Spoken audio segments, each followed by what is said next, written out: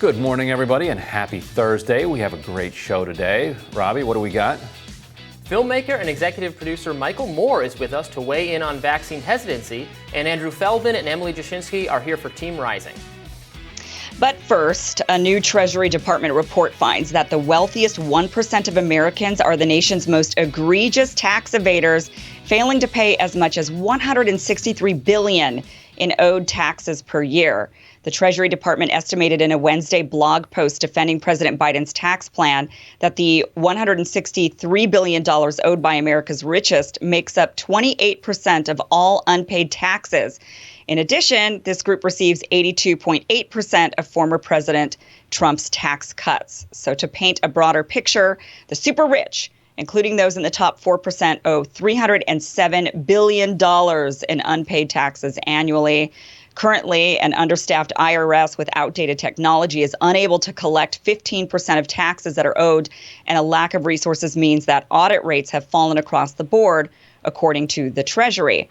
And last week, before the report came out, IRS Commissioner Charles Rettig told Senator Elizabeth Warren that relying on banks to report basic information about their customers' deposits and withdrawals could put a big dent in annual tax evasion, and that budget cuts have left the agency unable to prosecute those who fail to pay.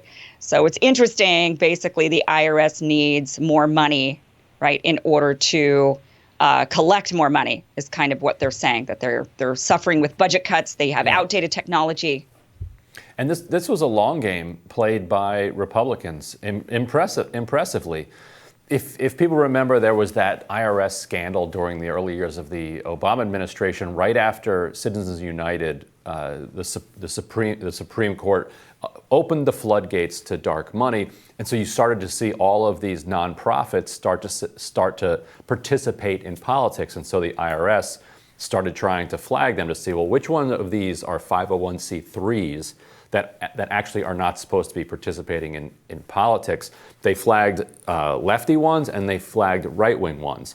But Republicans very wisely seized on the fact that they had flagged some Tea Party groups for extra scrutiny, even though they had also flagged some environmental groups, some pro-marijuana groups, some Occupy groups. And they ginned up this massive Lois Lerner-focused IRS controversy that then led to the IRS basically getting defunded. And so they defunded the tax police. The goal was always twofold. It was to kind of remove any barriers to dark money flooding into the political system, but also, and more importantly, to make it so that the IRS couldn't audit the super rich. And so 10 years later, here we are, the super rich have accountants that are just able to overpower what the IRS can bring to bear. Robby, though, as a libertarian, is probably like, awesome. Defund the police. I thought that was the goal. I thought we were all on board with that plan. But look, there was legitimacy to. I agree, it was wielded in a very partisan way, but I think there was legitimacy to the concerns about political targeting under Lois Lerner, and also, when you make it, the more complicated you make it, the easier it will be for the wealthy and well-connected to sidestep the rules. I mean, the 501c3 C4 designation is odd that, well, you can engage in this amount of political advocacy, but then if it's endorsements, you're falling into this category, and it's needlessly complex. The IRS, why can't they tell me how much money I owe every year, and I could, they make you figure that out, and then even though they know what the answer is, and then if you figure it out wrongly, then they come after you.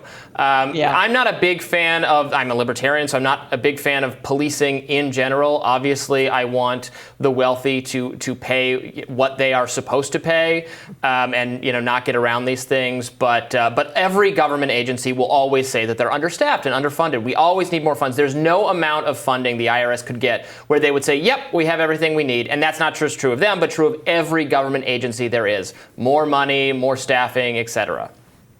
Well, with an expanding population, it would make sense that they would need to expand. I mean, we keep growing and growing and growing, so they need to keep up. Right, and they were actively defunded. So this isn't. It's true that government agencies, whenever they get in trouble, they'll say, well, what we need is an extra, X amount of dollars, and then we'll be able to handle this. that is something to be on the lookout for. But in this particular case, they were actively defunded by this assault. And Democrats, to their discredit, never stood up for them and never pushed back and said, no, this is actually a cost-effective way to reduce taxes on working people so that the wealthy are actually paying what they're supposed to pay. Because if you don't do that, then the IRS winds up auditing all of these people who are filing for the earned income tax credit, and not because that tax return is necessarily that much simpler for the IRS to look at. It's because the EITC person doesn't have 5 lawyers that are messing with the IRS in response and dragging them through court. IRS is able to just pound those people into oblivion, and they'll say, okay, fine, whatever you say, put me on a payment plan. What do I owe you? Whereas when they audit the rich, they have to bring to bear serious resources, because the rich are going to come back and file counterclaims and counter motions and bring it to this hearing and adjudicate it endlessly to try to disincentivize the IRS from messing with was them there at all. funding? Was there funding? I don't know the answer to this, and you probably do. Was there funding actually cut, or was it just because some government agencies will say they get a 5% funding increase one year, and then next year they get a 2% funding increase, and they'll say our funding's been cut, when really your funding has increased by a smaller amount than last year, but your funding is still in real terms higher than it was 2 years ago. A lot of government agencies do that. I don't know if that was the case here. My recollection is that it was actively cut. Okay. And at the same time that Obamacare passed, and the IRS now had to implement this massive mandate enforcement.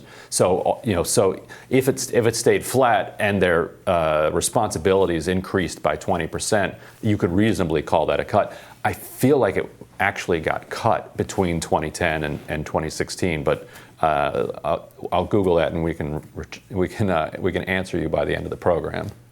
Well, just to be clear, I also want massive cuts in funding for the Defense Department and many other things the government does. That you guys would. It's not just that I have some sympathy for the rich. I think the government bureaucracy is it doesn't always have our interests. It's self-serving, and it will always claim it needs to gobble up more resources to do its job. Well, and I agree with you on this, that, hey, they don't necessarily need extra money if, in fact, they do simplify the tax code.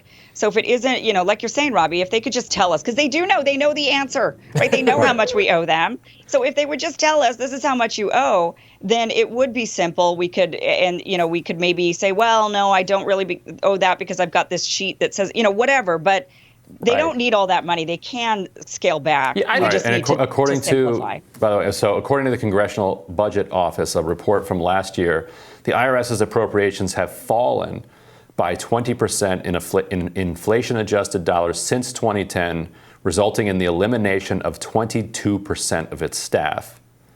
The amount of funding and staff allocated to enforcement activities has declined by about 30% since 2010. So it's not a situation where it stayed flat, but the population and the complexity grew. It actively fell by 20 to 30%, while the complexity and the population that's probably grew. A relief to some people who are worried about being audited, right? Yeah, we know who those people are. They saved $189 billion. Well, they should be going after them, but they also go after regular people. I mean, they audit people, middle class and above, and so I think a lot of people looking at this. But that's the point, actually. As their resources go down, they wind up auditing regular people more, not because less. It's easier. Because it's easier. Right. Yeah. And think about how. And that's the problem. How complicated it's become for a lot of people who are, especially in the pandemic, people working odd hours, multiple, not one full-time job, but a bunch of little gigs or side things. The more of that kind of thing you do, the more complicated it actually is to do your taxes, even though they know exactly what you owe. Yeah. And they double, when you're a gig worker, you have to pay double the taxes. Yeah. I mean, we've got all these tax problems that we need to solve. Yeah, for sure. We'll tell you what's on our radars coming up next. Stay with us.